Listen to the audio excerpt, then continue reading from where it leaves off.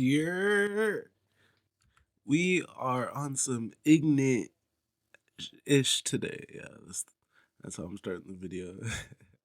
Yo, what's up, guys? We're reacting to this video called "The NBA Star Who Wants to Be a Gangster," Ja Morant, and this video is by Lou Hoopsta. I'm pretty sure by the voice, it's Luista. If y'all know who Luista is, then you know who I'm talking about. He makes like these deep dives, some conspiracy. He's one of those channels that keep you up to date on the news and just the stories going around with different people like Bad Baby, Lil Yachty, fucking Drake. So yeah, we're just gonna hop right into it, talk about Ja Morant and how this suburban black boy wants to ruin everything his father and mother worked for so he could go be a little YN. For many inner city kids in America, there's a notion of having two options: rap or go to the league. An idea that numerous artists and writers have referenced over the years. It speaks to the only option that kids Tell a nigga sell dope, rap or go to NBA. In that order, it's that sort of thinking that be keeping niggas chained at the bottom and hang the strangest truth that he ever saying. Right with pain, listen. I don't know. That's J. Cole. It's not word for word, but that's what he says. It's like tell a nigga sell dope, rap or go to NBA. For some reason, that's like the only. Okay, back in 20 before 2020, before 2015, that was like the only thing black people were really striving for. And I'm talking about the average person. That's the type of dreams that were instilled into their mind. It wasn't a you can be a doctor, you could be a psychiatric, evaluator, you can do this, that. No, it's rap, hoop, play some sports, or sell some drugs. And all that is really just the street culture, street life, but like that shit ain't cool. This video is just gonna be pretty much me explaining how basketball is used by lower poverty individuals to get out of poverty. That's the whole point of the NBA dreams, because it's a league dominated by black men that came from nothing that end up going to something. But nowadays, everybody who's in the league, they're middle class. They've had parents who could get them to AAU, shit like that. So I don't know. Let's just get into it. who grew up in the hood have to make it out and forge a better life for themselves. And for thousands of people who strive to find fortune in the studio or on the court, this was the reality. But what happens when a kid from a small town in North Carolina with a middle-class, two-parent household upbringing decides to start acting like he was from the trenches when the world's eyes are finally on him? Well, the answer is that he heads down a strange path of posturing and potentially life-altering decision-making, which threatens to overshadow their incredible skills on the court. Real quick, I just gotta preface this for all my wannabe crash outs that don't really come from that shit. You don't gotta be that to be hard. You don't gotta act tough. You don't gotta have this false persona, this image to show that you're that nigga. Like, okay.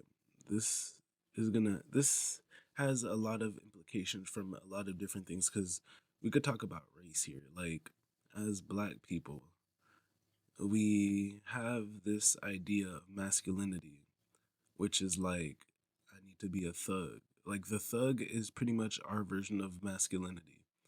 And it shouldn't be that. That should overall change. Because a lot of people, they be thinking, I need a gun. I need to be able to treat someone like a bitch. But it's like, no, really? If you want to be a man and held with respect, just don't let people disrespect you and just stand on your 10 toes. Like, if people see your personality, your character, if you have that persistence, that toughness within you, people aren't going to think you're a bitch, bro.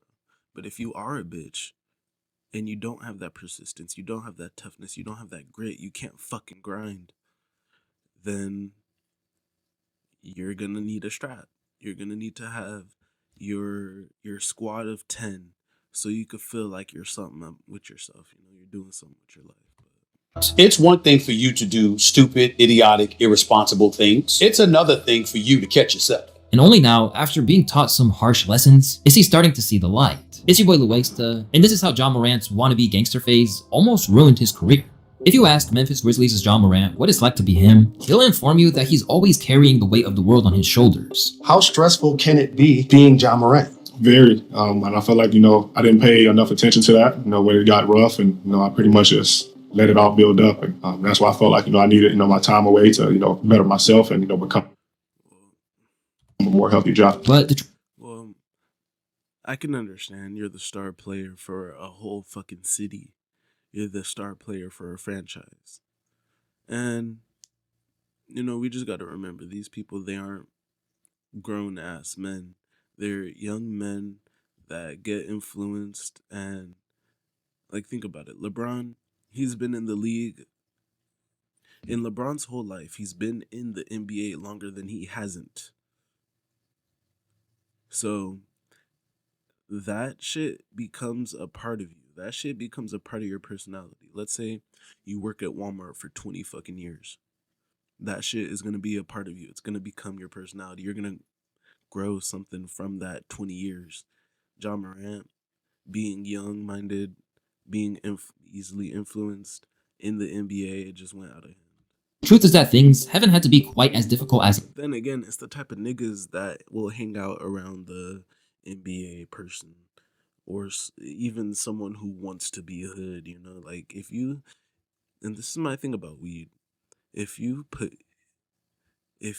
want to do the same things as other people, you can. But if those things that you want to do, anything, weed, if you want to carry a gun, if you want to rap, whatever it is, those things put you around other people that aren't necessarily in the same mindset as you. Like, look, two people could light up. One person could be hardcore into trapping, robbing niggas, like, over an ounce. And then you just smoke on your free time. You're an innocent civilian. But because weed is a gateway drug, it could bring those two types of people together who would never in any other world want to deal with each other. But because they smoke weed, they're going to kick it. And because they smoke weed, that person's influenced to a bad influence. So He's made them. Born and raised in Dalzell, South Carolina, an area with an airbase and a population of 3,000, whose crime is raised in Dalzell, South Carolina. You already know he was cooked when, as a kid, he's posting high as fuck. My nigga, I ain't even start smoking till I was like 18, bro. Ja, you ain't even look like you were 16 in this picture. And a population of 3,000, whose crime is 41% below the national average. Ja Morant's aptitude for basketball first came to the forefront at Crestwood High School. From there, he played in one of the premier teams in Amateur Athletic Union basketball with the South Carolina Hornets, before heading to college to head up 2 seasons with the Murray State Racers. After becoming an I remember seeing Ja Morant on those Ball is Life mixtapes. I was like, who the fuck? All-American, this hotly tipped talent was the second overall pick in the 2019 draft. When the Memphis Grizzlies decided to take the chance on him, and courtesy of his incredible season in 2020, he became NBA Rookie of the Year as well as a 2-time All-Star. A point guard who's as versatile as they come, Ja is a generational talent, and now he's living out his father T. Morant's dream too, accomplishing what the former baller who played with Ray Allen at Crestwood High School never managed to. So, and my statement from earlier is still true. A lot of these hoopers nowadays, they got dads who were in sports. They got moms who also did sports. Shit, they got parents that could afford to even send them to AAU, bro. So all I'm saying is, these people probably didn't have a chance, but they gave you the perfect chance, and he took it. He made it to the league. But don't fuck it up, dude. For your dad's sake, for your mom's sake, don't fuck it up, bro. Don't. Guns. If y'all don't know, the reason Ja Morant got caught up was because he was flashing guns. He was thinking he was cool. He wanted to be a gangster, bro. And if that's really what's gonna ruin these 19, 23 years of hard work, I think Ja's my age, bro. So, like, 24, 23 years of life. You're just gonna ruin that because you want to look cool. Look cool. Again, this whole gangster shit is a persona. It's an image. If niggas are okay, look, guys. For y'all that are listening, I just want you to genuinely think about this and take this into your life. Who the fuck thinks someone who murks someone else is a good person? Just straight up, niggas that kill each other are not good people. I understand self-defense and stuff, but yo, King Von, a lot of these people that we've put up on a pedestal into the media were like, oh my god, they're killers. What the fuck, guys? That shit is not cool. That is not good.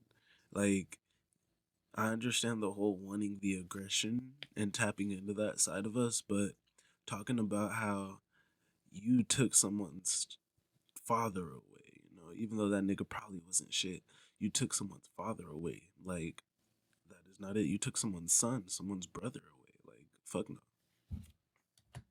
Like you said, like a friendly guy, like everybody loves him, down to earth, take care of everybody, show everybody, love no matter if he knew you for, years or 3 minutes. He treat everybody the same, and that's, with love and care. For me, growing up, I always said he was my first hater. So now to see him on the sideline, running up and down, jumping up, cheering, it was different for me as well. But now it's like, all right, now he's kind of, showing me, and now it gave me, even more confidence when I'm out there playing that, all right, if he's cheering and he's happy, then I know I'm doing something right. Because of all these attributes, Ja earned immense praise for his never say die attitude and impeccable abilities on the hardwood. He talks the talk and then goes out there and says, give me the damn ball. I ain't hiding. You remember this, the historic. Yeah, bro. And like, personally, from what I see from Ja just hooping, he's a fucking fighter. He's tough. He will go at someone's throat. And like, you don't always gotta do that with everything. Just because that's how you are, that's how you can play. I think pure strength goes into someone who has pure strength would be able to purely restrain that strength, as in, ooh, I want to punch the fuck out of you, like I want to bust a hole in your face like it's a wall. But at the same time, I understand my strength. I understand further down the line that me punching a hole in your face wouldn't fix shit with me, I don't know. Anger is a whole thing that I still don't really fully understand, but violence, that shit really is never the best option. Like, again, self-defense, different scenario. Historian that you are, Mad Dog. When you look at George Karl, for example, former great coach, Seattle, Milwaukee, various other places, and tremendous coach, Denver. Let's not forget that. George Karl talked about how you got a whole bunch of dudes that want to be max guys. They want the money, but they don't want the moment. They don't want the max moment. They don't want that moment that defines what great. I mean, Ja would take that moment, he wants that money, but, you get to a point where you got certain money, you got a certain amount of legacy, and then what do? You get bored, you start to fuck around, and you pull out a gun. Game-winning shot in game one. It's your willingness to take it. The fact that everybody knows, don't even think about shooting the damn ball. We got to get it to this dude because this dude will have a heart attack if you don't give it to him. He wants the moment. And when you look at stars in the NBA, that's what really personifies who they are. LeBron in the latter years, not the early years, in the latter years, definitely so. D-Wade, definitely so. Kobe, definitely so. You look Steph Curry, Kevin Durant, people like that. This is what you see. This is why Klay Thompson is going into the Hall of Fame one day, because you saw game 6 when he hits 3-pointers and drops 41 points and stuff like that. Moments define stardom. And this is what Ja Morant is not hesitant to give you. He seems to know it. He seems to know what it requires. Okay. And that's part of being a face of a franchise and of a league. Yeah. And I'm telling you, he's got a chance. After striking deals with Nike and Powerade, among others, Ja's demonstrable value to the league meant that by July 2022, he was essentially set for life on the financial front by inking a 5-year, $183 million extension with the Grizzlies. But from almost the moment that contract was inked, the Grizzlies would be wondering if they made a mistake, as now that he had more money than he ever needed, Morant's focus drifted in ways that no one, including the team, would have imagined, and left people wondering why this kid from South Carolina seemed intent on destroying. See what I mean? What did I say? You get a certain amount of legacy and notoriety, you get a certain amount of cash, and then you get bored.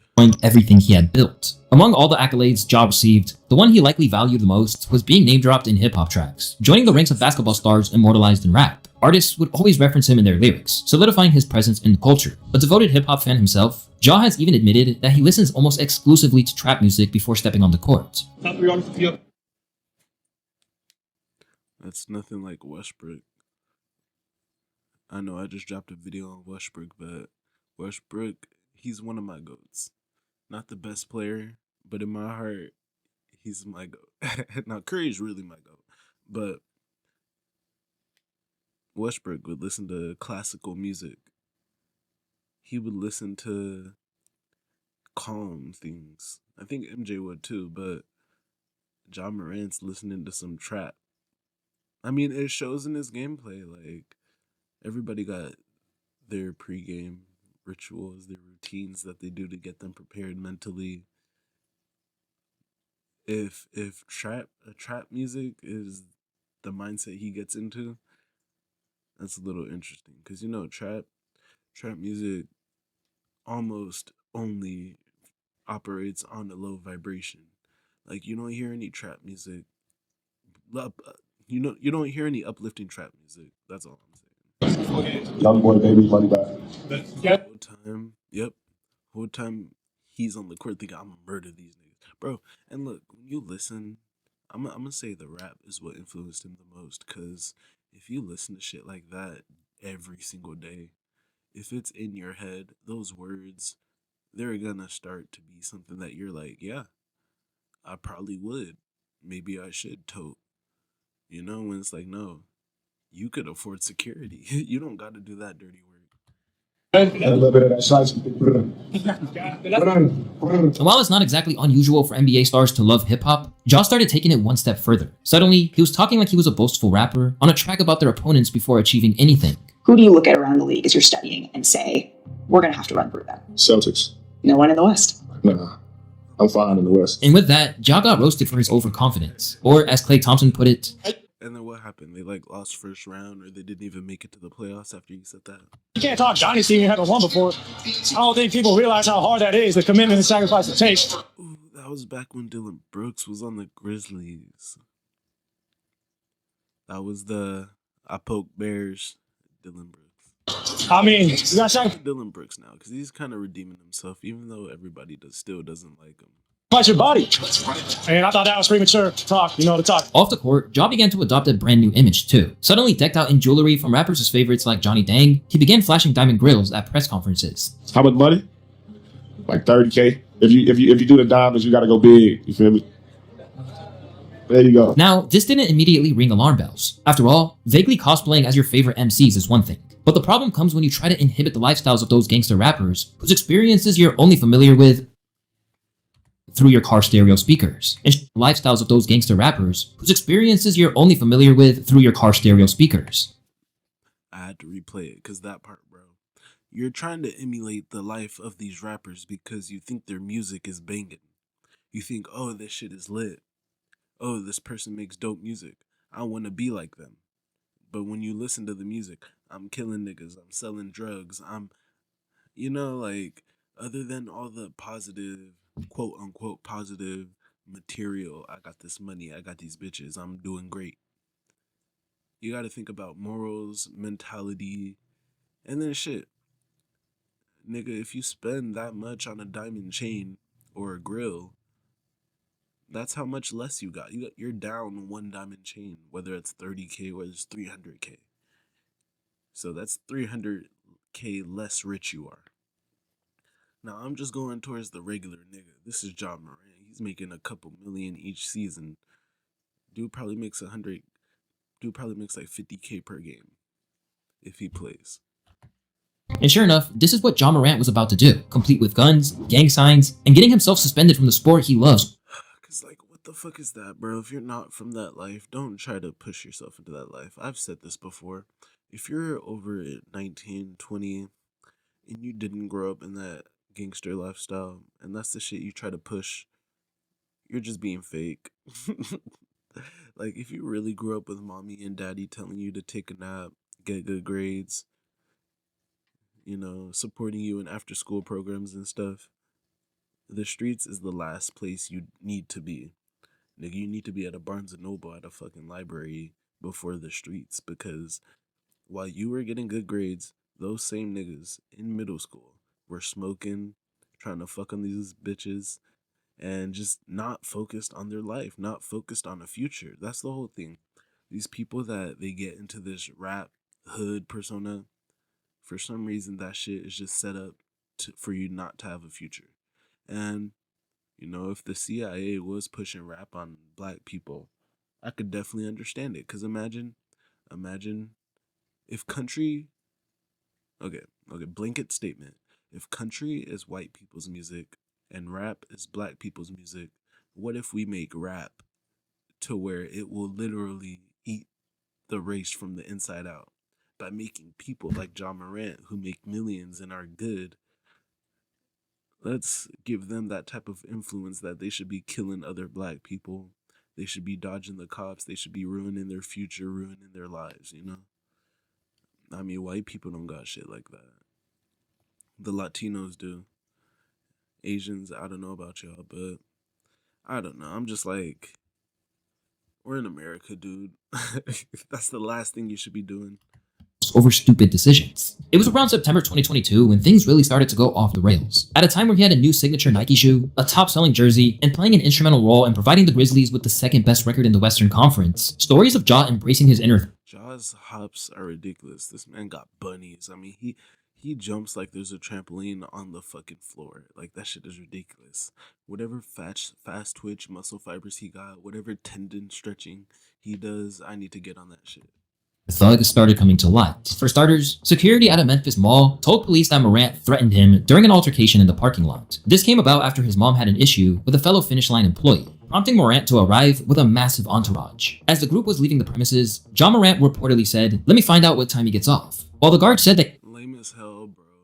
That's lame as fuck. You're telling me this nigga's just a regular employee. Your mama couldn't get the shoes she wanted, so instead of going somewhere, instead of being like, yo, I could literally buy this fucking store, fuck you. Instead of doing that, you say, let me pull up with my squad, let me pull up with my niggas 10 deep, feeling like I'm on top of shit. What time this nigga that's making minimum wage get off? Bro, you ain't shit. Like, that's lame nigga shit. And a lot of people that be on some hood shit, real niggas will see and be like, yeah, that's lame. That shit is lame. Popping your gun in the air for fun, that shit is lame. Shooting out the window for fun, that shit is lame. Smoking weed with all your niggas, just that shit's kind of gay. But it's just me seeing how this whole rap gangster hood culture has affected the youth and people around me, bro. And I'm just like, if I could tell some people that this shit ain't it, what the fuck? If I could tell some people that this shit isn't it, and me saying it the way I say it gets it through at least one person's head, bro, my job's done. That one view counts. he felt threatened by the statement from Ja Morant. But this was only the beginning. In September of 2022, it was widely reported online that Ja punched a 17-year-old during a pickup game, which left a large knot on the side of his head. With the boy claiming that Ja hit me like 12 to 13 times, Morant later admitted that he swung first after the kid threw a ball at his head. But what Ja didn't reveal was that he wasn't exactly ready to let it go. According to a report, the teenager told detectives from the Shelby County Sheriff's Office that after the fight, Morant went into his house and re-emerged with a gun visible in the waistband of his pants, his hands on the weapon. Then he... So this nigga's one of those, we fight. If I lose, I'ma shoot. I don't know, that's some shit I can't respect. Like, you as a hooper, I could definitely respect that. But you as a person, I don't think I could respect that. Because, like, if you're doing bitch shit, how am I supposed to look at you like a man when you're acting like a bitch? Because a real man isn't going to be on some shit like that. If you're on some shit in a pickup game and someone's fucking with you, you're going to talk it out. Or if y'all really do fight it out, y'all leave it at that. Okay. We ran the hands. We're good. But nowadays, niggas just want to shoot. Niggas don't want to get hit. They'd rather hit someone else with those bullets. And that shit is selfish. That shit is lame. And that means you're really a scary ass motherfucker for being too pussy. To where you'd rather inflict critical damage on someone else rather than just taking a little beating or possibly getting hit. But I'm not trying to leave y'all here too long, so we're just gonna get through it. It's probably, let me know if y'all want to do a part 2, because we're probably just gonna watch like the first half. He allegedly threatened, "I'm gonna come back and light this place up like fireworks." Fortunately, his father stepped in before things escalated any further. His dad was yelling at him like, "No, no, no, go back." Yes, nigga, where is your father? And I mean, Ja had a daddy, he had a mommy, he had people that loved him. You know, as a nigga that didn't really have that, I'm not gonna be like, oh, you know, this and that. But, dude, what happened? Like, was your dad not around enough? Was your mom not around? Did you not get enough hugs, Ja? What the fuck is the problem? Do you just want to feel accepted? Is it that type of shit where you don't feel like you're black enough? Cause look at your skin, dude. You're black enough. Look at your hair. You are black enough. Just because you're not toting a gun, just because you're not out here doing ignorant shit, don't make anybody make you think that that's what makes you a black man. You are a black man just by existing. So this also goes into the whole colorism debate where it's like, oh, people are whitewashed. Nigga, you're still black. Like, yes, there are those Uncle Ruckuses, and that's a whole different story. But in this scenario, it could be I'm influenced to want to be like my people, but my people are known to be this way. So to be like my people, I'm gonna fake being this way so I can be accepted. Again, I don't know Ja Morant. I'm just going off how I know people act, you know? Go back in the house. His lawyer, Jim Tanner, dismissed the claims, calling them unsubstantiated rumors and gossip, and arguing that they were put out by people motivated to tear Ja down and tarnish his reputation for their own financial gain. And at the time, everyone seemed willing to give Ja the benefit of the doubt. After all, it's not like it's the first time that someone has concocted a story to try and extort a famous athlete out of their hard-earned cash. But What the fuck? Former Grizzlies player? What the fuck we call him former Grizzlies? Like, I know this was in 2024, but still, he played for the Knicks. Damn, Derrick Rose, bro. Imagine if he never tore his ACL. the first time that someone has concocted a story to try and extort a famous athlete out of their hard-earned cash. But the problem is that his appetite for gunplay was about to become all too clear. After a hard-fought loss, in which Morant got into it with some staff at the arena, someone in Morant's vehicle allegedly pointed the laser sight of a gun towards members of the Indiana Pacers' organization. And after the cumulative And that's the last thing you want. If you're someone who's successful like Ja Morant, you don't want to put yourself around dumb motherfuckers who are going to get you caught up. Flashing a dot out the window at the team you lost to?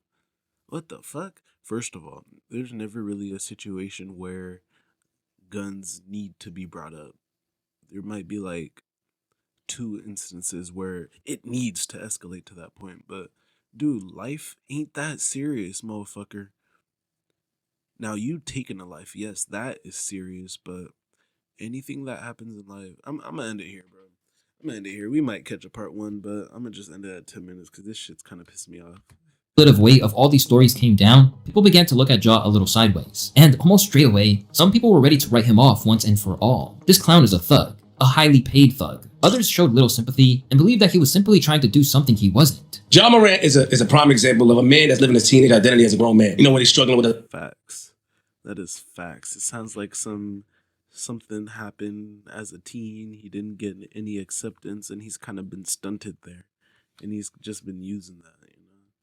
identity. Right. His father played with Ray Allen. His mother was a softball player, so we know in the forefront of the house it was sports. Mhm. He's growing up. He's watching people. He wanted to be tough. Bro, and a lot of shit comes with that. Not just having a mommy and daddy that played sports, bro. There's a certain type of discipline that's installed. There's a certain type of ethic.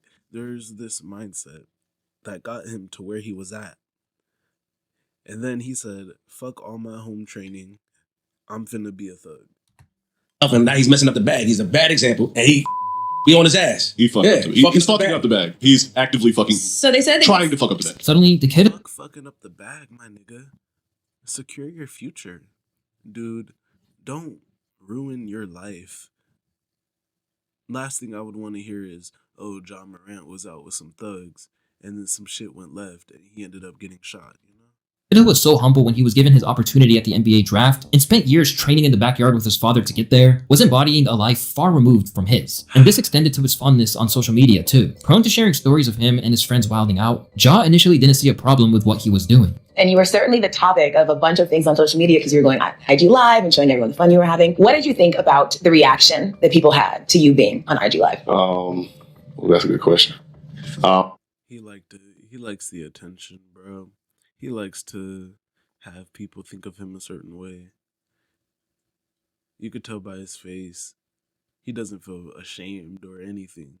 Now, me personally, I would never go on IG. I would never go on social media flashing guns. If I got guns, it's gonna be a, hey guys, welcome to today's video where we're showing off our new gun. It's a gun showcase, not a fucking, yo, I'm lit, yo, check me out. I got the Glock with the switch on it. I honestly just feel like, in my job, my profession, that I feel like, people kind of think, we're not human as well. Like, I'm pretty sure I'm not the only one who goes and have a dream. But because I'm on IG Live and fans around the world, see it, I feel like they kind of, blew it up. Now, that is true. You are just a human. But at the same time, you're a professional athlete that should have a certain mindset when it comes to the world and how you take care of your body and how you move. You got to understand the internet and PR. It's just like, because we know in the past there used to be NBA players that would just go on fucking benders between Dennis Rodman and the Showtime Lakers. Yeah, it's not like we've never seen players that used to fucking wild out, but dude, this shit is different. But like, son was, Ja having the time of his life, he's living, which, I feel like I should, I achieved my dream. I feel like every day you should celebrate life, especially if you wake up that morning. I feel like you can never take life from. And what is celebrating to you? Waving your gun in the air, just flashing it? Because, like, realistically, what is celebrating to you? What is celebrating to you? Is it just genuinely appreciating something? Is that a celebration? Or do you need to have certain material things with you to celebrate? But his mom warned To be in a certain mind state to celebrate. But, this video's been going on pretty long. I'm not sure how long this been going on for, but, we finna just call it here, okay? Finna call it, and if y'all enjoyed this video, we're most likely gonna have a part 2 where we'll get through the second half, but y'all know how I am, so I like to yap. But him about if you enjoyed the video, drop a like, subscribe. If you got any thoughts, I want to hear them. I want to hear what y'all think about, like, just this whole conversation in general. Any points I've brought up. I don't want to hear any racist people being like, oh, yeah, I don't even know what, but fucking be respectful in the comments. Anyways, I'll see you on the next one. Peace.